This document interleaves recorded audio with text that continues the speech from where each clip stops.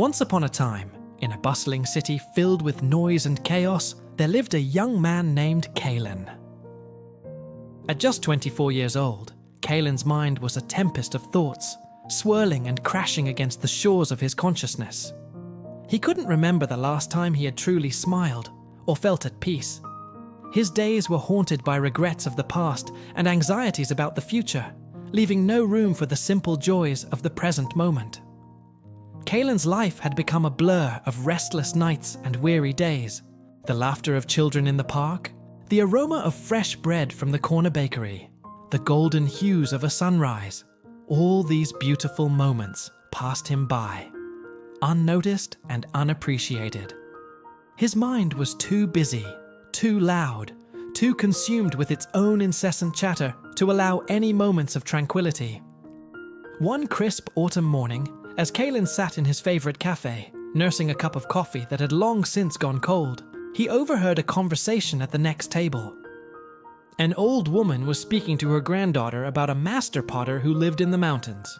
This potter, she said, had once been a renowned philosopher and advisor to kings, but he had left behind the accolades and the noise of the world to live a simple life, crafting beautiful pottery in solitude. The old woman's eyes twinkled as she leaned in closer to her granddaughter. "They say," she whispered, "that a single meeting with this potter can quiet even the noisiest mind. People travel from far and wide just to sit in his presence and find peace." Kalen's ears perked up at these words. For the first time in months, he felt a flicker of hope in his chest. Could it be possible? Could this mysterious potter help him find the peace that had eluded him for so long? Without a second thought, Kalen made his decision. The next morning, as the first rays of sunlight painted the sky, he packed a small bag with essentials and set out on his journey to find the master potter. The path was long and arduous, winding through dense forests and steep mountain passes. But Kalen pressed on, driven by the hope of finally silencing the storm in his mind. After days of travel, Kalen finally arrived at a small, secluded village nestled in the mountains. The air was crisp and clean, filled with the scent of pine and wildflowers. At the edge of the village, he spotted a modest cottage with smoke curling from its chimney. And there, beneath the spreading branches of an ancient oak tree, sat an old man with hands stained by clay, his eyes as calm and deep as a mountain lake. Kalen approached cautiously, his heart pounding. "Master," he said softly, his voice barely above a whisper. "I've traveled far to find you. My mind, it's broken. It's a relentless storm that I can't escape. Can you help me find peace?" The old potter looked up at Kalen, a gentle smile crinkling the corners of his eyes. "Ah, young one," he said, his voice warm and rich like honey. "The storm is not your enemy. You have simply forgotten how to be the anchor in the midst of it." Kalen's brow furrowed in confusion, but before he could speak, the potter continued. "Come, I have a task for you." He stood up slowly, his movements deliberate and graceful despite his age. From a nearby shelf, he took a beautiful ceramic bowl, its glaze shimmering in the dappled sunlight. With great care, he filled the bowl with water from a clear stream that ran near his cottage. The water rose to the very brim, threatening to spill over with the slightest movement. The potter placed the bowl in Kalen's hands. "Now, listen carefully," he said. "I want you to carry this bowl to the sunstone at the edge of the village and then return here. But remember, not a single drop must be spilled." Kalen stared at the bowl, then back at the potter, his eyes wide with disbelief. But that's impossible," he protested. "The path is uneven, and the bowl is so full." The potter's smile never wavered. "Is it impossible?" he asked softly. "Or does it simply require your full attention?" Realizing he had no choice but to try, Kalen took a deep breath and nodded. With the utmost care, he began to walk, his eyes fixed on the shimmering surface of the water. Each step was a deliberate act, each breath measured and controlled. As he walked, something extraordinary began to happen. The world around Kalen seemed to fall away. The cheerful greetings of villagers, the clang of the blacksmith's hammer, the bleating of sheep in nearby fields, all faded into the background.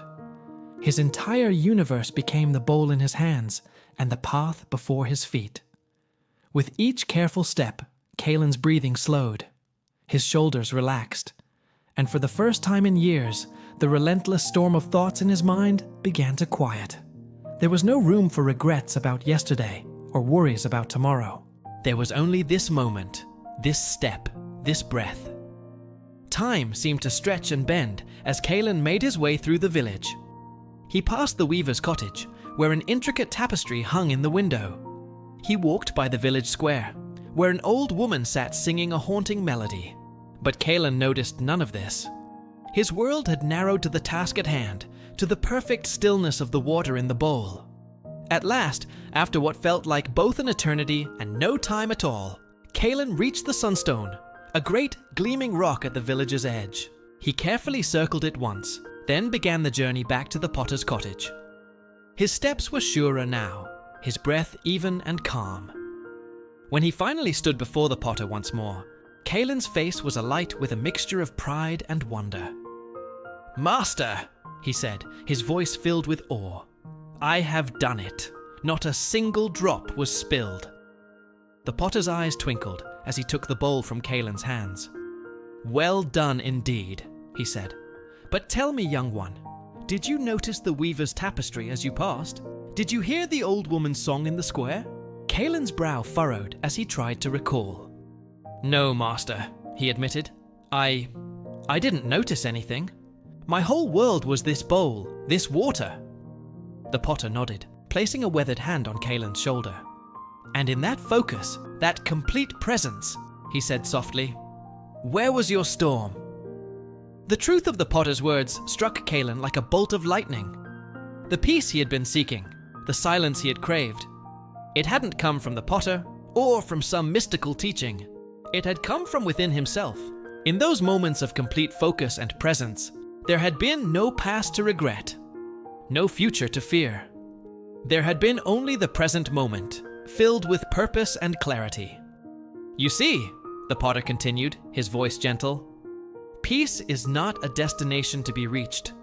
It is not something that can be given to you by another. Peace is the path you walk when you choose to be fully present in each moment." Kaelin felt tears welling up in his eyes as the full weight of this realization settled over him. He bowed deeply, not just to the potter, but to the profound truth he had discovered within himself.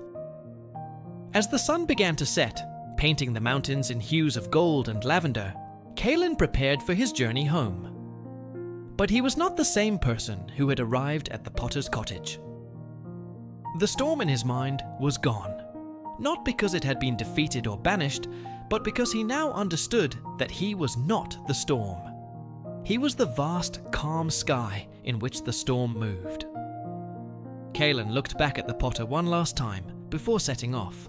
The old man smiled and held up the ceramic bowl. "Remember," he said, "this bowl of water is your life. When we allow ourselves to be pulled into the past or pushed into the future, we spill our joy and our peace. But when we bring our full attention to this moment, right here and now, the storm subsides and we find the peace that was always within us." With a heart full of gratitude and a mind at peace, Kaelin began his journey home. As he walked, he noticed the world around him with new eyes. The vibrant colors of wildflowers, the gentle rustling of leaves in the breeze, the warmth of the sun on his skin. Each step was a meditation, each breath a celebration of the present moment. And so, dear friend, if you've ever felt trapped by the noise of your own mind, remember Kaelin's story.